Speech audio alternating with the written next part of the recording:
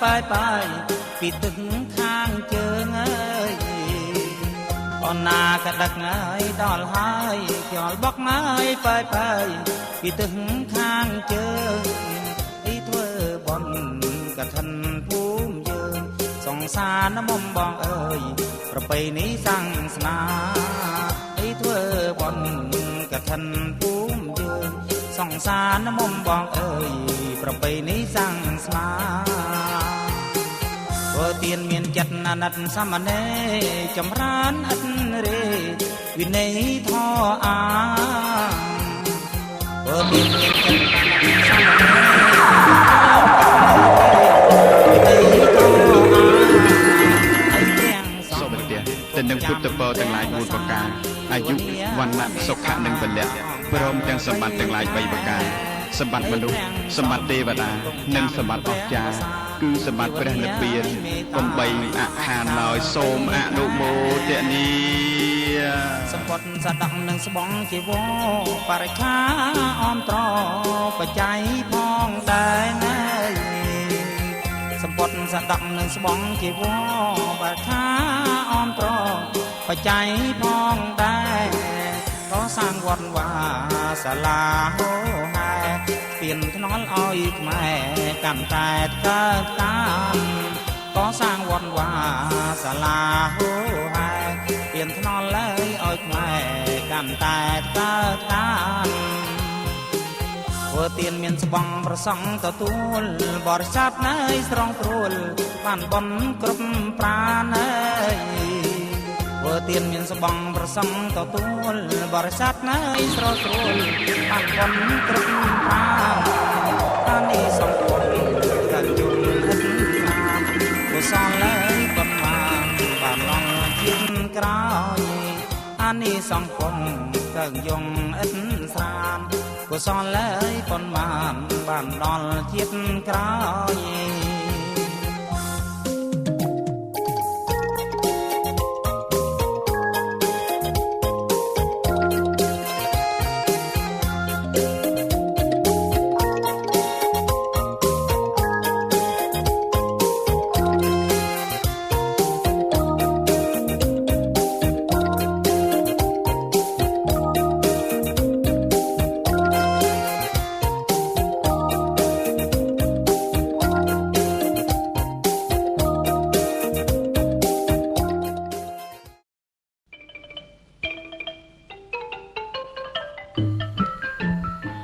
ជនរំជាតិខ្មែរនៅស្រុកត្រាំងនិយាយរួមនៅស្រុកទាំងដេនិយាយដោយឡែកភាគច្រើនសុទ្ធសឹងកាន់ព្រះពុទ្ធសាសនាព្រោះហេតុដូច្នោះហើយបានជាជីវភាពស្មារតីក៏ដូចជាបណ្ដាការប្រជុំជីវភាពវប្បធម៌របស់បងប្អូនតែងផ្សារភ្ជាប់ជាមួយទ្រឹស្ដីនៃព្រះពុទ្ធសាសនាបានស្ដែងឡើងយ៉ាងច្បាស់តាមរយៈបណ្ដាទំនៀមទម្លាប់ផ្នត់រស់នៅអរិយាបថវប្បធម៌អក្សរសាស្ត្រទាំងក្នុងគំនិតអារម្មណ៍ទៀតផងក្នុងមួយឆ្នាំជនរួមជាតិខ្មែរមានពិធីបុណ្យទានតូចធំរាប់សិបបុណ្យដូចបុណ្យវិសាខបូជាចូលព្រះវស្សាជីងព្រះវស្សាកឋិនទានជាដើមរាល់ពិធីបុណ្យមានអត្ថន័យនិងលក្ខណៈខុសៗពីគ្នាប៉ុន្តែសុទ្ធសឹងបំពាក់ទៅដោយអត្តសញ្ញាណវប្បធម៌ប្រពៃណីរបស់អាសីជនតំបន់ព្រែកទន្លេរស់នៅដោយរបរស្រែចម្ការហើយតិចច្រើនអីក៏មានតេតិនដល់ទ្រឹស្ដីព្រះពុទ្ធសាសនាដែរនៅស្រុកទាំងដេខេត្តសុកត្រាំងមានពិធីបុណ្យមួយដិតដាមទៅដោយអត្តសញ្ញាណរបស់ជនរួមជាតិខ្មែរកាន់ព្រះពុទ្ធសាសនាត្រូវបានចាត់តាំងជារៀងរាល់ឆ្នាំនោះគឺបុណ្យកឋិនទាន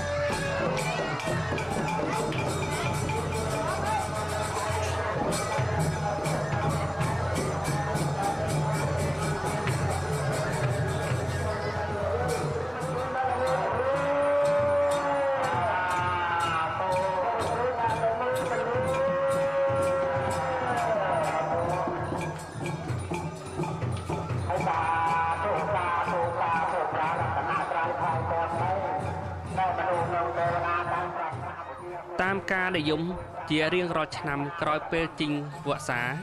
ក៏ដូចជាកន្លែងដតីដែរជនរួមជាតិខ្មែរនៅទីនេះបាននាំគ្នាចាត់តាំងបុណ្យកឋិនទាន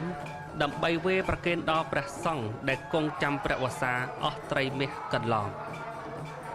ប្រសិនជាពិធីបុណ្យដតីមួយចំនួនមានមីងពុទ្ធសាសនិកអាចចាត់តាំងនាថ្ងៃណាមួយនោះតាមការជ្រើសរើសចំណែកឯបុណ្យកឋិនទាន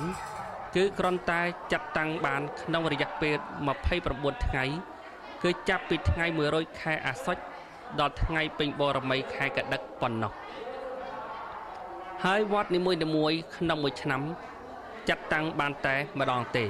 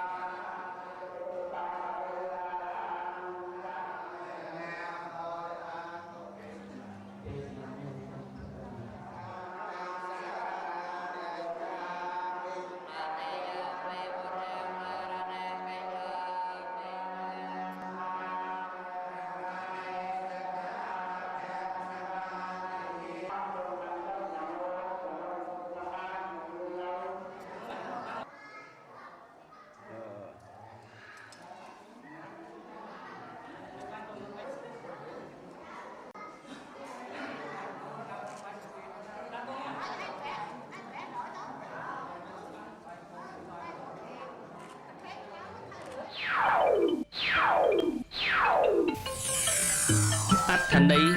និងដើមកំណើតនៃបុណ្យកឋិនទាន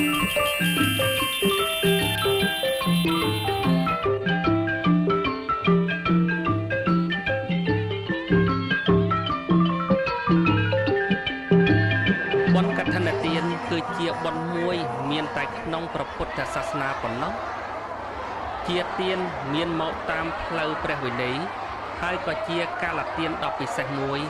មានកំណត់ពេលវេលាច្បាស់លាស់ពុំមែនចេះតែធ្វើនៅពេលណាក៏បានតាមចិត្តចង់នោះឡើយតាមរឿងដំណាលការព្រះសម្មាសម្ពុទ្ធគង់នៅជាធរមាននាដើមរដូវវស្សា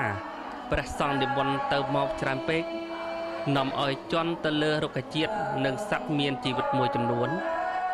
នាំឲ្យបំពេញទៅលើធម៌បាណាតិបាតម្យ៉ាងទៀតក្នុងរយៈពេលនេះជារដូវវស្សាផងការធ្វើដំណើរទៅមករបស់ព្រះសង្ឃក៏ជួបលំបាកច្រើននេះក៏ជាពេលដែលពុទ្ធសាសនិកជាប់រវល់នឹងការងារស្រែចម្ការព្រោះហេតុដូច្នេះហើយបានជាព្រះសមណគោតមបានកំណត់ថាក្នុងរយៈពេលដែលកសិករកំពុងថែទាំដំណាំរុក្ខជាតិកំពុងតែលូតលាស់ស្រស់ខ្ចី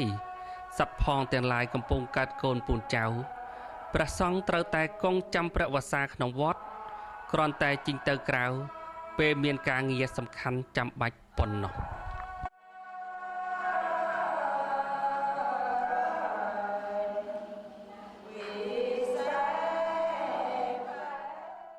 ក៏ក្នុងសាសនាព្រះសមណគោតមបរមគ្រូនៃយើងព្រះអង្គទ្រង់អនុញ្ញាតនៅកឋិនថារកិច្ចនេះក្នុងរវាងមជ្ឈិមពោធិកាលប្រារព្ធចំពោះផត្តវគ្គយៈភិក្ខុទាំង30អង្គតាមរឿងដំណាលក្រោយពេលជីងព្រះវស្សាភិក្ខុទាំង30អង្គបាននាំគ្នាមកថ្វាយបង្គំព្រះពុទ្ធជាម្ចាស់ដែលកំពុងគង់នៅវត្តចេតពុនដោយសារនេះជារដូវវស្សាភ្លៀងធ្លាក់ជោគជាំបានជាតាមផ្លូវដំណើរផត្តវគ្គយៈភិក្ខុទាំង30អង្គត្រូវតែទឹកខ្លួនជោគហើយក៏ដោយសារតែគ្មានស្បង់ជីវរសម្រាប់ផ្លាស់ភិក្ខុទាំង30អង្គក៏ចូលថ្វាយបង្គំព្រះពុទ្ធដោយស្បង់ជីវរទៅទឹកដូច្នេះឃើញដូច្នេះព្រះពុទ្ធបរមគ្រូទ្រង់តម្រេះថាប្រសិនជាអាត្មាអញអនុញ្ញាតឲ្យភិក្ខុទាំងនេះទទួលនៅត្រៃជីវរពីពុទ្ធបរិស័ទដែលវេប្រគេន ម្លេះសំភិក្ខុទាំងនេះមិនត្រូវទៅទឹកយ៉ាងនឹងទេម្យ៉ាងទៀតប្រការនេះក៏បានប្រពុតមុនក៏អនុញ្ញាតដូចឆ្នេះដែរ